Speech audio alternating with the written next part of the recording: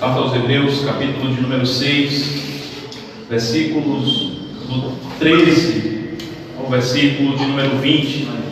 Convido a igreja a que nós nos coloquemos de pé para fazermos a leitura da palavra do Senhor. Aqueles que puderem.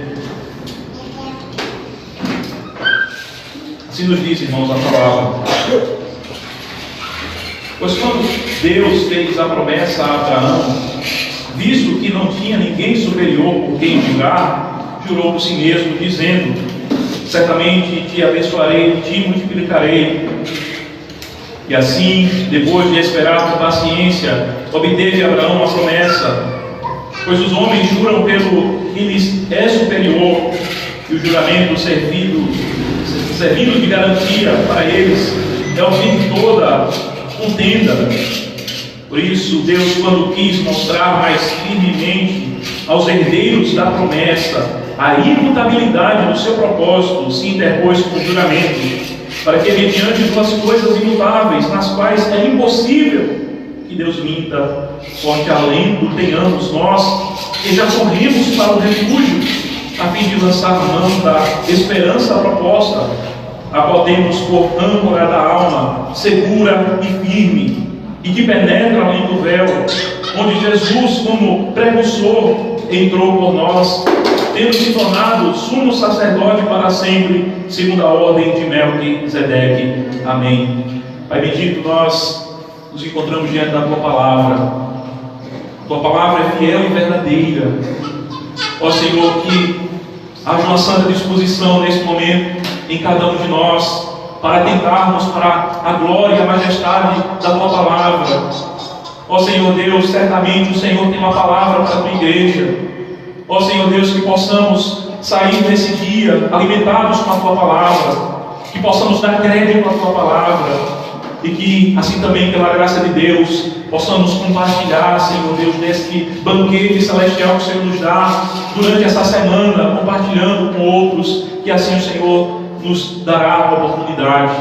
Assim nós te pedimos, ó Pai, em nome de Jesus. Amém. Podem sentar, irmãos. Meus irmãos, é um ditado popular que se diz por aí afora de que a esperança é a última que morre. E de fato, meus irmãos, para este mundo caído, para os homens que não conhecem a Deus, para os homens que fazem do alicerce da sua esperança as coisas deste mundo, o conhecimento científico, as relações políticas entre os homens e tantas outras questões que os homens levantam como sendo o alicerce da sua vida, para esse de fato há uma expectativa de que a sua esperança morra quando eles se encontram apartados da fé em Cristo Jesus, quando eles, unindo-se dessas coisas que em si mesmas não são ruins, como a ciência. Todos nós sabemos que é proveitosa para o homem, e é Deus mesmo quem dá conhecimento, ciência aos homens, para que eles possam assim avançar cientificamente e trazer benefícios para a humanidade. Mas quando os homens, eles dissociam os recursos que Deus lhe dá do Deus Todo-Poderoso, certamente o final é um final de tragédia, de desespero, de trevas, de angústia, de sofrimento e de morte da esperança. E meus irmãos, aqui nós estamos diante de um texto ao qual muitas vezes nós já elucidamos para os irmãos, em que os irmãos hebreus eles estavam sofrendo e haviam tentações para que eles se apartassem de Cristo, para que eles se apartassem da fé, do Evangelho da graça, e buscassem outros recursos para a fundamentação da esperança. A esperança que eles poderiam alimentar em seu coração. Pois bem, meus irmãos, pensando sobre todas essas questões, nós gostaríamos de refletir nesse dia sobre o seguinte tema: a esperança que não morre. A esperança que não morre, meus irmãos, em primeiro lugar, é uma esperança que está fundamentada nas promessas de Deus. Essa esperança ela não está fundamentada na astrologia do homem, ela não está fundamentada em simples maquinações humanas, em simples caprichos humanos, em simples desejos do homem, em simples palavras de ordem, de alguém que diz: eu decreto, eu determino, e as coisas vão acontecer. Não, mas pelo contrário, Essa é a esperança que se fundamenta nas promessas de Deus. A gloriosa promessa do Evangelho do Senhor, manifestada desde os tempos antigos, a qual nós identificamos desde os tempos mais remotos da fé cristã, desde os tempos mais remotos, a qual Deus vem ao encontro do homem. O homem cai em pecado e Deus vem ao seu encontro e promete que na semente da mulher se levantaria um que esmagaria a cabeça da serpente. Ali nós temos o proto Evangelho, a semente do Evangelho e uma promessa de Deus que vai se ampliando, que vai crescendo e vai nos trazendo mais luz a cada momento da revelação bíblica. E é impressionante, meus irmãos, a maneira como o autor dos Hebreus ele escreve, a ênfase que ele dá, as expressões quanto à promessa de Deus, para trazer de fato uma garantia ao coração desses irmãos, para fazer com que esses irmãos que estavam vacilando, esses irmãos que estavam de fato com os joelhos crôpegos, as mãos descaídas, como o próprio autor dos Hebreus diz, esses irmãos que estavam sem força, sem ânimo, sem vigor, estavam de fato perecendo. É belo e majestoso, meus irmãos, é deleitoso nós contemplarmos a composição a qual o autor dos Hebreus ele escreve aqui nesse texto, a forma que o Espírito Santo direciona o coração desse servo, que pela providência do Senhor foi preparado por Deus para escrever essas palavras que nesse dia nós estamos diante dela. E veja a maneira como ele apresenta nos versículos 13, 15 e 14 e 16, ele vai enfatizar a promessa de Deus, e ele vai trazer o exemplo do crente Abraão, ele vai trazer o exemplo daquele que nós identificamos como sendo o pai da fé, o amigo de Deus, aquele que de fato não negou seu único filho, diante de um momento de muita tensão. Deus lhe pede o seu filho para que ele o sacrifique, Isaque, e ele não nega o seu próprio filho, ele obedece à ordem divina. O anjo brada dos céus, e aqui nós podemos identificar a frase aqui, memora o texto de Gênesis, no versículo 14, quando diz: certamente te abençoarei e te multiplicarei. Aqui de fato há uma menção direta ao texto lá de Gênesis, quando o Senhor diz que por Abraão ter pela fé atendido o que o Senhor requeria dele, o Senhor o abençoaria e o Senhor o multiplicaria. E aqui nós vemos um aspecto de um juramento solene que o Senhor faz, o juramento que o Senhor faz aqui, nós podemos verificá-lo como sendo algo para fortalecer a fé do crente Abraão. Deus muito bem poderia não ter feito nenhum juramento, e as coisas estariam muito bem, muito corretas, não estaria nada errado se Deus não fizesse um juramento. Mas Deus, para a manifestação do seu amor para com seus filhos, para a manifestação da sua graça para com aqueles que a sua estrutura é fraca.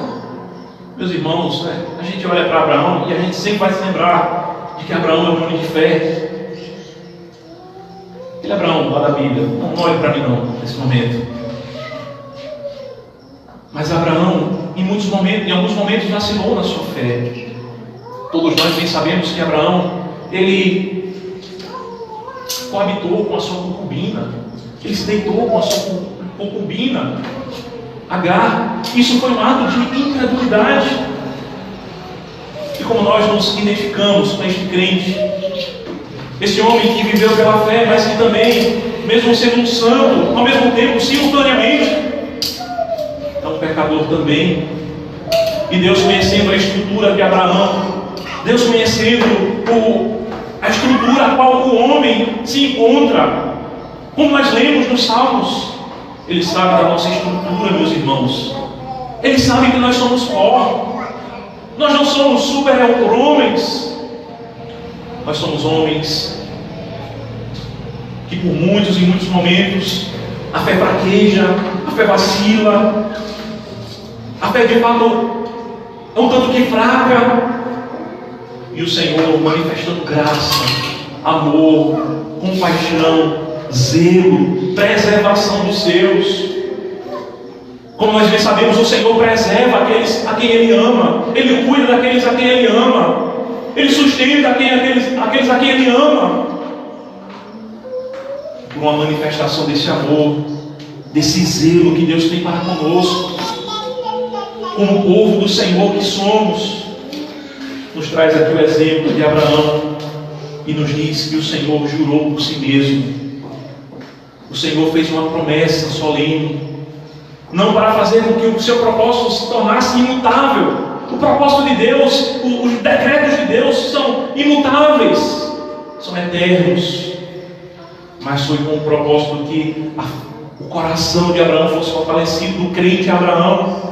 E de igual modo nós nos identificamos com Abraão como sendo descendentes de Abraão pela fé, como está escrito lá em Gálatas, que em Cristo Jesus nós somos feitos herdeiros da fé, por meio de Cristo Jesus, herdeiros da promessa, a promessa que foi feita desde os tempos antigos. Nós nos tornamos participantes.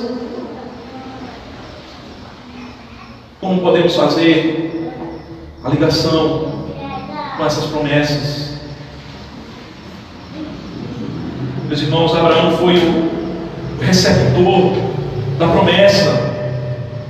Nós somos o objeto da promessa. Em Cristo Jesus, nós somos os descendentes de Abraão. Quando o Senhor chama Abraão e diz: olha, Abraão, para as estrelas dos céus, e vê se pode aí enumerá-las. O Senhor, ali naquele momento, estava apontando para aqueles que, em Cristo Jesus, o descendente de Abraão, aquele no qual seriam benditas todas as famílias da terra, o Senhor estava apontando para nós, irmãos, em Cristo Jesus, aqueles que foram salvos dentre as nações, aqueles que procedem de toda tribo, língua, povo e nação, aqueles que procedem de cidades do interior, como Toritama, de bairros afastados, de bairros do centro, de todos os lugares. Deus, naquele momento, ao emitir a sua promessa, Abraão estava apontando para esses descendentes, dos quais somos nós, aqueles nos quais se cumprem as bênçãos de Deus por meio de Cristo Jesus. Pois os homens juram pelo que lhe é superior, e o juramento servindo de garantia para eles é o fim de toda a contenda.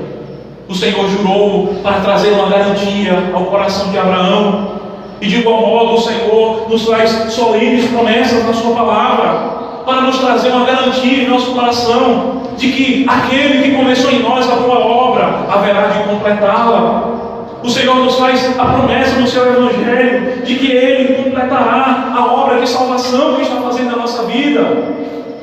Meus irmãos, em muitos momentos nós olhamos para nós e nós nos reprovamos, nós nos abominamos, nós olhamos para os nossos pecados, e a vontade que dá muitas vezes é de desistir. Mas o Senhor é aquele que está continuamente trabalhando, Ele está nos moldando, Ele está nos lapidando, Ele está nos aperfeiçoando, como aquele oleiro lá de Jeremias, que está disposto ali sobre o vaso que está sendo feito. Assim também, de igual modo, o Senhor está disposto sobre as nossas vidas. Ele está trabalhando para que o seu caráter seja cada dia mais aperfeiçoado em nossos corações. Ele está trabalhando para nos fazer cada vez mais amorosos, cheios de amor para com Ele mesmo e para com o nosso próximo. Ele está, de fato, realizando o cumprimento das suas promessas a cada dia em nossas vidas. E o Senhor, Ele nos faz, de igual modo, juramentos na sua palavra. Ele nos promete que irá nos salvar, irá salvar aqueles que estão pela fé em Cristo. Por isso Deus, quando quis mostrar mais firmemente aos herdeiros da promessa a imutabilidade do seu propósito, se interpôs no juramento, para que ele, diante de duas coisas imutáveis, nas quais é impossível que Deus minta, forte alento tenhamos. Meus irmãos, é impossível Deus mentir. Deus mentir seria Ele negar a sua própria natureza. Deus é verdade absoluta, nele não há trevas. É impossível Deus mentir e, de igual modo, Deus deixar de cumprir aquilo que Ele promete. Meus irmãos, se Ele prometeu nos salvar no seu Evangelho, na sua palavra, Ele haverá de nos salvar, porque assim Ele promete, Ele haverá de cumprir a promessa. Portanto, pensando nisso, nós podemos ter um forte alento para que a nossa esperança não morra. Veja, nós iniciamos dizendo que para o mundo essa é uma realidade, de que a esperança do mundo ela pode morrer, mas a do crente jamais morrerá. A esperança do crente jamais perecerá. A esperança dos homens desse mundo, meus irmãos, haverá de perecer. Os homens estão agarrados às fortunas, estão viajando aí para fora do mundo, não é mais para fora dos países, é para fora do mundo, fazendo viagens nos seus ônibus espaciais. Aqueles que não têm firme fundamento sustentado pelas promessas de Deus, a esperança desses homens perecerá, meus irmãos. Haverá um dia em que Cristo reinará nas nuvens com poder e glória, e é nos dito no Evangelho, no sermão profético de Cristo, que os elementos do céu serão abalados. Meus irmãos, esse dia vai ser um dia de angústia, de trevas, de fato de um tormento para a alma dos homens, mas para a igreja de Cristo será um dia de felicidade, será um dia de exultação, porquanto nós estaremos com o Senhor, nós reinaremos com Cristo. Meus irmãos, tudo isso nos é prometido na palavra do Senhor, para que nós tenhamos um forte alento, para que possamos respirar em meio a esse mundo caótico, no qual as águas tumultuam e espumejam, um mundo cheio de tormentas, um mundo cheio de adversidades. Forte alento tenhamos nós que já corremos para o refúgio. Esse refúgio, certamente, ao qual o autor se refere aqui, era aquele refúgio das cidades que haviam em Israel, quando alguém matava outro, de modo que não houvesse intenção. Então aquela pessoa poderia se refugiar numa cidade, para que alguém não, parente daquele que foi morto acidentalmente, não viesse se vingar. E Deus, pela graça dele, dava essas cidades refúgio, no qual os crentes da antiga aliança podiam se refugiar. Ora, meus irmãos, aquilo é um símbolo daquilo que se manifestaria plenamente em Cristo. Em Cristo nós temos um verdadeiro refúgio, a verdadeira cidade de refúgio. Quando nós estamos nessa cidade, nós não precisamos temer nenhuma tempestade desse mundo. Nós não precisamos ficar desesperados, porque nós temos o verdadeiro refúgio, a verdadeira cidade que nos protege da ira vindoura, que é viver sobre esse mundo, que é viver sobre os homens incrédulos que não creem no Evangelho. Nós estamos ocultos pelo poder de Deus, como diz lá na carta de 1 Pedro. Nós estamos seguros pelo Senhor, nós estamos guardados pelo sangue de Cristo, que nos purifica de todo pecado, que nos livra da ira de Deus. Oh, meus irmãos, forte alento tenhamos. Você está sem fôlego, nesse dia você pode respirar, lembrando-se das promessas de Deus, do Evangelho da graça, o Deus que nos dá isso gratuitamente, meus irmãos. Oh, meus irmãos, não tem preço que pague isso. Não existe nada que possa comprar isso, essa graça de Deus. Forte alento tenhamos nós que já corrimos para o refúgio. Nós corremos para Cristo. Nós estamos seguros em Cristo, a fim de lançar mão da esperança proposta, daquilo que o Senhor nos prometeu. Então, meus irmãos, nós estamos refletindo sobre a esperança que não morre. Em primeiro lugar, uma esperança que está fundamentada nas promessas de Deus. Em segundo lugar, é a esperança que não morre, é a esperança que é a âncora da alma, segura e firme. Meus irmãos, enquanto nós estamos nesse mundo, é interessante porque são termos náuticos que o autor aos Hebreus ele vai estar se utilizando aqui, pelo menos em dois momentos. Ele vai citar primeiro a questão da âncora. A âncora que serve para dar uma proteção, é um dispositivo de segurança para o navio, para que o navio não naufrague. É algo que vai ali ajudar o navio a se manter em meio às tempestades, às tormentas, em meio aos vagalhões que se levantam, às ondas bravias do mar.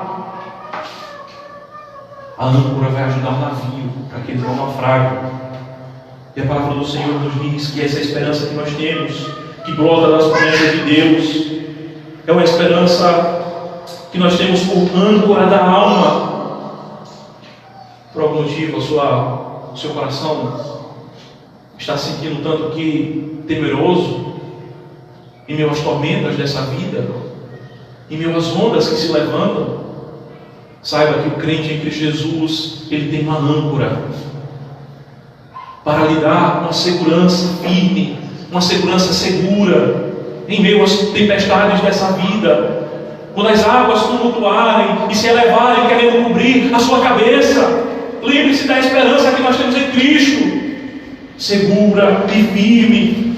Não é como a esperança desse mundo vacilante. Meus irmãos, Jesus nos diz que as riquezas desse mundo a traça corrói, os ladrões minam e roubam, as pandemias vêm e os negociantes quebram, as empresas fecham, os países ficam endividados. Mas a esperança que nós temos em Cristo é uma esperança firme e segura, uma esperança que Satanás não pode frustrar. É a esperança da graça de Deus em Cristo, que salva o pecador, que redime o mais vil pecador, aquele que olha para si mesmo e diz: eu não sou digno dessa graça. E Deus olha para ele e diz: eu te perdoo. E haverá de chegar o dia em que serás recebido nos portais celestiais. Nós temos uma esperança segura e firme. As âncoras dos navios desse mundo, elas podem se quebrar, meus irmãos. Os cabos que sustentam a âncora, as correntes que sustentam a âncora, podem se partir. A maioria dos barcos, esses barcos grandes, navios, possuem mais de uma âncora, justamente porque isso pode acontecer. É isso, meus irmãos, todos os recursos de segurança desse mundo, eles podem se quebrar, se partir, se esmiuçar. É vão o socorro do homem, é vão o socorro que vem do homem, mas o socorro que vem de Cristo, o socorro que vem do Evangelho, é seguro e firme. A nossa âncora, a âncora dos navios, elas descem para as profundezas do oceano, nos lugares escuros e profundos. A âncora do crente, meus irmãos, ela sobe para o trono da graça de Deus, e lá ela está segura. Ela sobe para o lugar da presença de Deus. Este é o lugar do ancoradouro, do crente, da igreja de Cristo.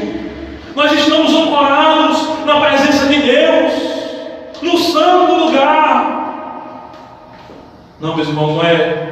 Veja, há muita glória naquilo que é revelado no tabernáculo da antiga aliança.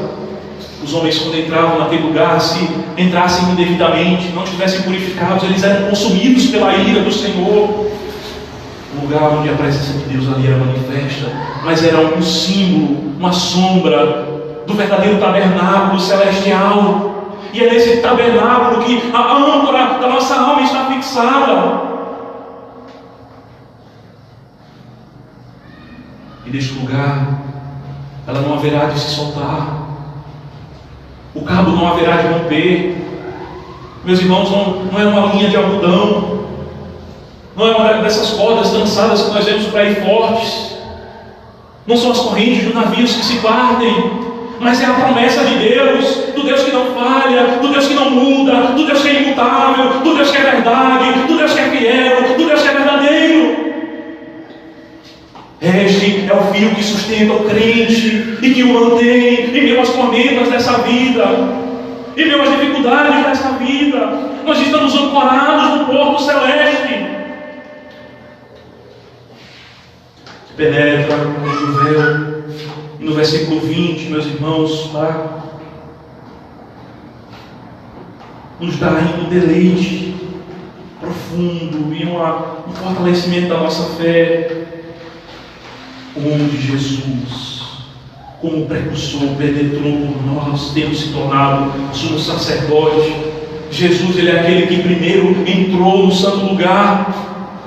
Meus irmãos, nos portos gregos da antiguidade, muitos deles,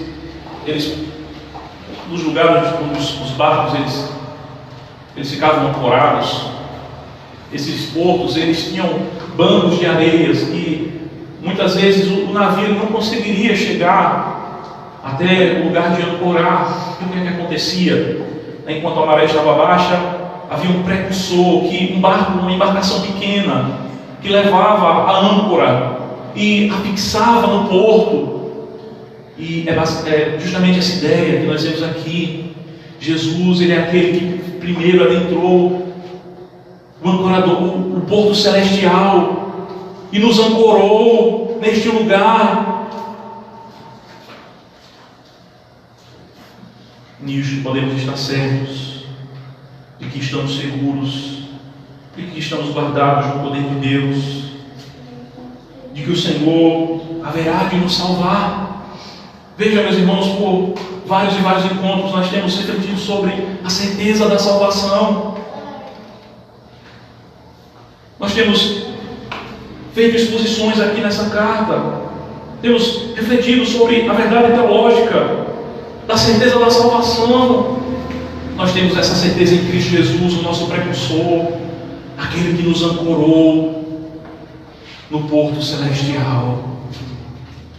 Portanto, meus irmãos, em meio às aflições, às angústias, os sofrimentos, as tormentas dessa vida, as tentações da carne, as tentações de Satanás, as tentações do mundo, lembre-se que você está ancorado no porto celestial pela fé. Pela fé nós estamos seguros e firmes. Meus irmãos, a esperança desse mundo, mais uma vez nós repetimos, esse mundo diz que a esperança é a última que morre. De fato, para o mundo a esperança, ela é a última que morre. Mas para o crente jamais a sua esperança há de perecer, meus irmãos. Que o Senhor nos abençoe, em nome de Jesus.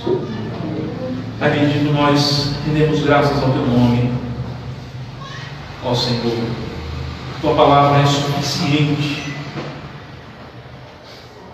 que ela penetre no mais íntimo da nossa alma, que possamos, ó Pai, sair dessa noite aqui exultantes, sabendo que estamos ancorados em Cristo, estamos ancorados no porto celestial, estamos seguros, ó Pai, nas promessas do Senhor que nos salva, nas promessas do Senhor que nos sustenta com Teu Espírito e que sustenta a Tua igreja.